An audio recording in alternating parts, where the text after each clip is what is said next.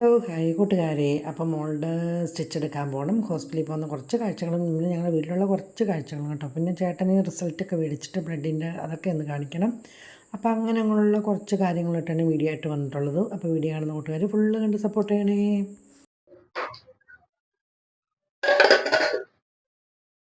പാരട്ടല്ല, ഇത് എൻ്റെ പീണ്ടി വേവിച്ചതാണ് കേട്ടോ. വേവിച്ച് പയറിട്ട് തോരൻ വെച്ചു. ഒത്തോടി പുരട്ടി വെച്ചിട്ടുണ്ട്. രണ്ടുപേരും കണ്ണും കണ്ണും നോക്കിയിരിക്കുകയാണ് കേട്ടോ. ഒരു വെളിയിലത്തൊരു പൂച്ചയുണ്ട്, ഉണ്ട്. കറമ്പനല്ല കേട്ടോ, പുതിയൊരു പൂച്ച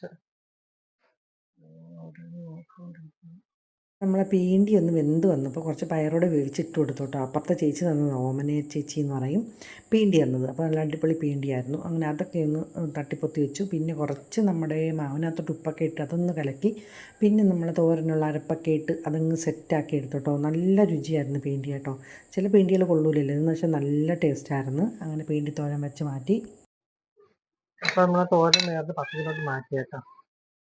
ഇതിനകത്ത് തന്നെ മുട്ടക്കറി വെക്കാമെന്ന് വിചാരിച്ചു.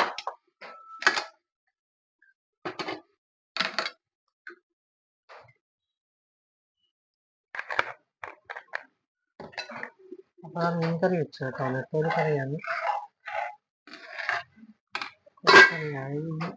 നെത്തോലി പൊരിച്ചത്, ഇന്നലത്തെ മോരുണ്ട്. ഇവിടെ കൊണ്ടുവച്ച് എടുക്കാൻ പാടില്ല.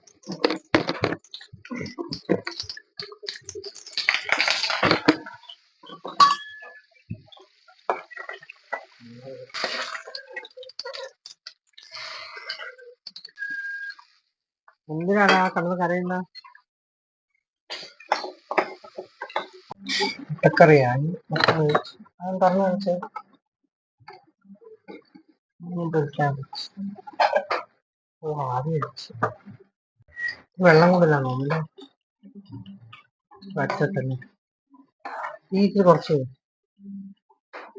നമ്മൾ നെത്തോലിയൊക്കെ നല്ല ഫ്രൈ ആക്കി വെച്ചു കേട്ടോ. പിന്നെ നമ്മളെ മുട്ടയെടുത്ത് ഒന്ന് ചെറുതായിട്ട് അരിഞ്ഞിട്ട് മുട്ടക്കറിയിലോട്ട് ഇട്ട് കൊടുക്കുകയാണ്. കാരണം 3 മുട്ടയല്ലേ ഉള്ളൂ. അപ്പോൾ നല്ല ചെറുതായിട്ട് രാവിലെ വേണം, ഉച്ചയ്ക്ക് വേണം. മക്കൾക്ക് അങ്ങനെ ആട്ടോ. മുട്ടക്കറി ആണെങ്കിൽ കുറച്ച് മോൻ ചോറിനും കൊണ്ടുപോകും. അങ്ങനെ അതൊക്കെ എടുത്തിട്ട് പിന്നെ ദോശ ഇടാൻ നിന്ന്. പിന്നെ മോന് ചോറ് പൊതിയിലാണ് കേട്ടോ ചേട്ടൻ്റെ പരിപാടി. ഞാൻ അപ്പോഴത്തേക്ക് ദോശ ഇട്ട് മോനും കൊടുത്ത്. അപ്പോൾ ആ മോരും ഒക്കെ ആയിട്ട് ചോറൊക്കെ പൊതിഞ്ഞ് വെച്ചു. പിന്നീട് ഞങ്ങൾ ഹോസ്പിറ്റലിൽ പോകാനായിട്ട് റെഡിയായി. അപ്പോൾ രണ്ടുപേരെയും കാണിക്കണമായിരുന്നു കേട്ടോ, ചേട്ടനെയും മോളെയും.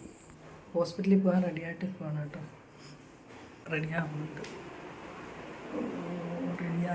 റെഡിയായിക്കൊണ്ടിരിക്കും.